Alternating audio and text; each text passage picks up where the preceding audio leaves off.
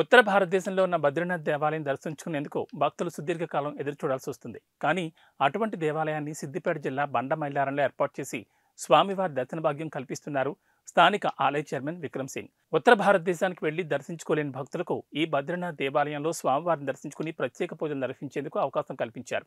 సిద్దిపేట జిల్లాలో బద్రీనాథ్ దేవాలయ ప్రత్యేకత ఏంటో మీరు చూడండి. वृंदावन हाँ मथुरा कैसा है हाल है? यहाँ पे हाँ। ये अच्छा लग रहा है बहुत, पहले से बहुत सही है ये।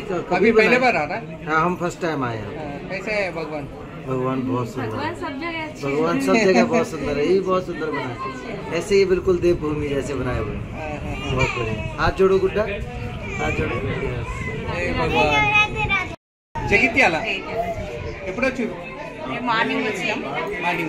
మార్నింగ్ వచ్చినాం యాదగిరి గుట్ట వర్గల్ ఇవన్నీ దర్శనాలు చూసుకుంటూ వస్తున్నారు. ఎట్లా ఆలయం అక్కడ రియల్లీ చూడలే కానీ ఇప్పుడైతే అక్కడ అంత దూరాలు వెళ్ళలేము కదా, కనుక ఇక్కడికి దర్శనానికి వచ్చినాం అన్నట్టు.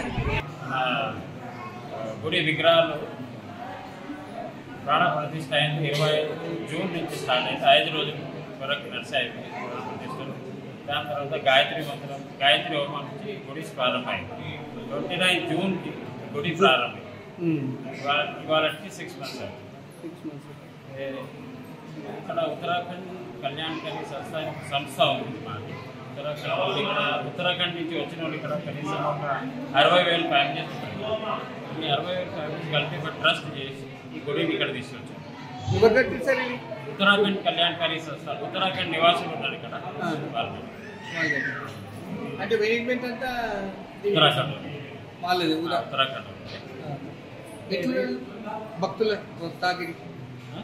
భక్తులు రాకి రావడం ఎట్లా ఉంది? చాలా భక్తులు వస్తున్నారు. హాలిడే రోజు అయితే చాలా కనీసం 1 గంట 2 గంటలు పడుతుంది దర్శనానికి. ఇంకా ఇది బద్రీనాథ్ గుడి విశేషం ఏంటంటే ఇది మళ్ళీ ఇక్కడ లేదు కదా, ధామం, ఇది వైకుంఠ ధామం. బద్రీనాథుడు విష్ణుదేవుడి రూపం.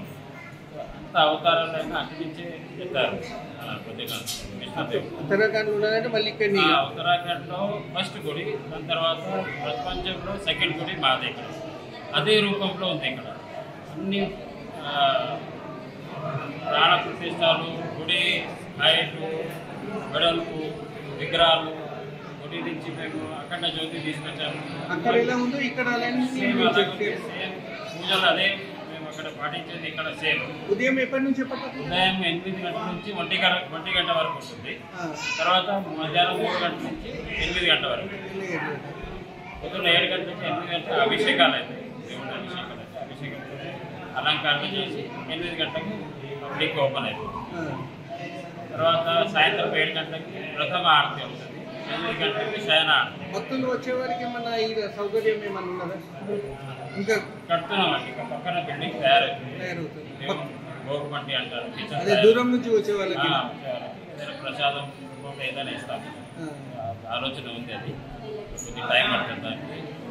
పెద్దోళ్ళకి హ్యాండిక్యాప్కి లిఫ్ట్ కూడా రెడీ అవుతుంది.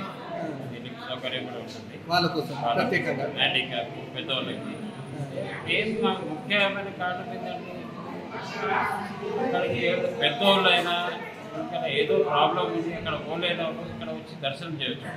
6 నెలలు అక్కడ గుడి బంద్ అనేది ఇక్కడ మొత్తం సంవత్సరం ఓపెన్ ఉంటుంది. సేమ్ దర్శనాలు వస్తే సేమ్ బ్లెస్సింగ్